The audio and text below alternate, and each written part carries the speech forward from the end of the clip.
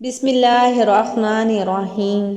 آج کی ویڈیو میں ہم آپ کی خدمت میں نماز کے 40 بڑے فائدے بیان کریں گے، اور یہ 40 فائدے جاننے کے بعد آپ کو یہ اندازہ ہوگا کہ نماز اتنی افضل عبادت کیوں ہے، اور اس کے پڑھنے پر اللہ تعالیٰ انسان کو کن کن انعامات سے نوازتا ہے۔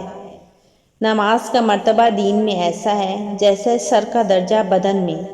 نماز دین کا ستون ہے۔ نماز شیطان کا منہ کالا کرتی ہے۔ نماز مومن کا نور ہے۔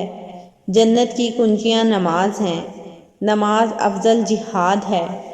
جب آدمی نماز کے لیے کھڑا ہوتا ہے تو جنت کے دروازے کھل جاتے ہیں، اور اللہ جل شانہ کے اور اس نمازی کے درمیان کے پردے ہٹ جاتے ہیں۔